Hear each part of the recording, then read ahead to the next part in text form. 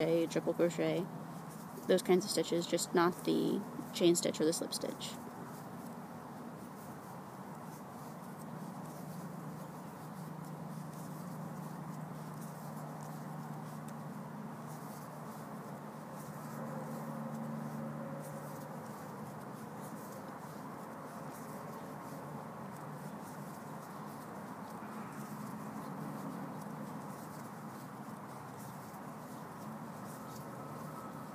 Alright, almost all the way around. We're going to start decreasing soon, closing this thing up. You will notice that the increases are not evenly spaced around the rows. They are sort of concentrated on the ends. You are supposed to get sort of a, not quite football shaped head, but it's going to be a little bit elongated in one direction.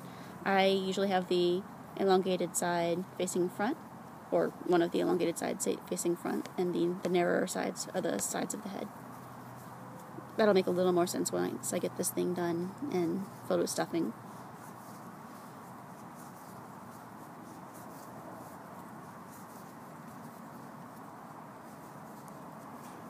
Okay, here's the first round of decreases.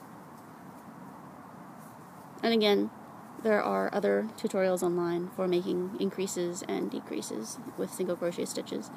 I will post links to those as well, just in the interest of time, because I don't want this video to go on forever.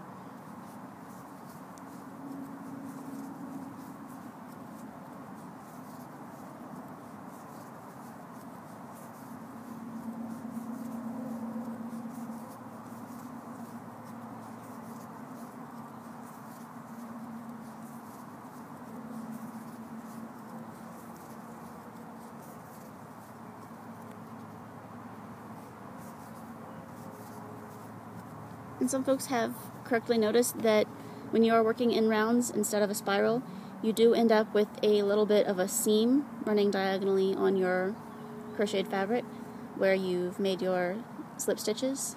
That's normal. There's really not a good workaround for that. It's just going to be a part of your project.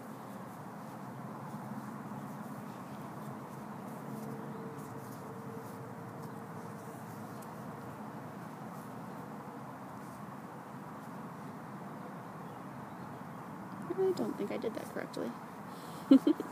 Alright, let's tear that back.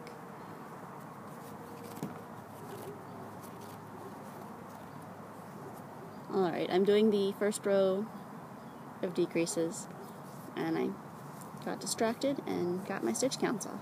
So let's try that again. Alright, there's a decrease, 6 stitches, decrease.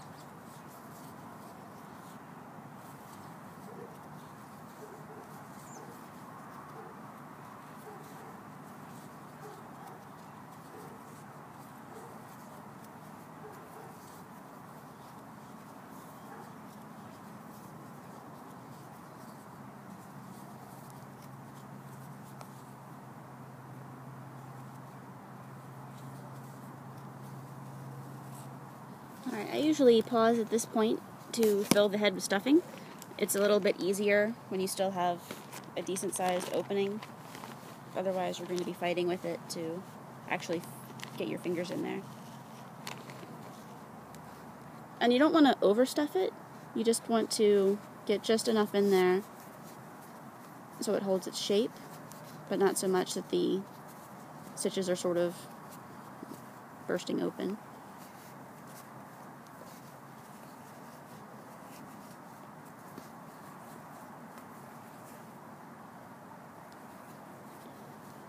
About this much would do. I think it's a little bit light. I'm going to add just a little bit more. It shouldn't feel like it's collapsing under your hand when you squish it. It should feel like it's just full. And you can see now it's got that sort of elongated shape. It's a little bit wider this way, a little bit narrower this way. Alright, I'm going to add just a little more stuffing. And call it quits. I think that's pretty good. Alright. And I usually just, when I'm taking a break, I pull the loop a little bit larger, just so it doesn't accidentally unravel as I'm stuffing. And then I just pull it back to the right size on the hook once I start working again.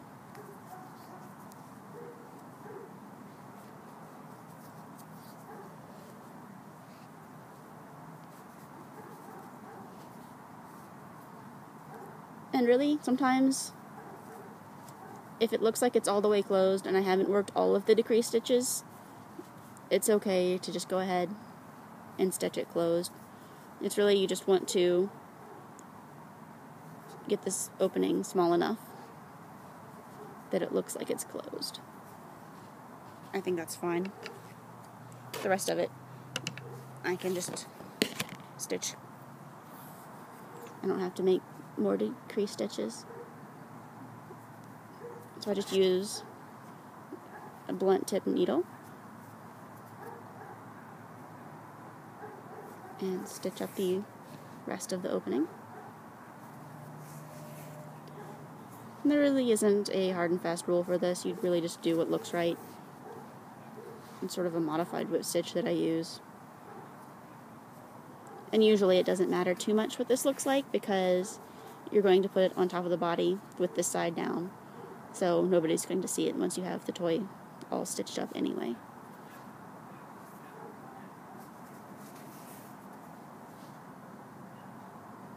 Alright, I think that's good enough. That'll definitely hold the stuffing in. And then I weave the rest of it in and trim off any that's left. Alright. That is a completed basic head. And you can put that on really whatever body you care to use. And it should be good.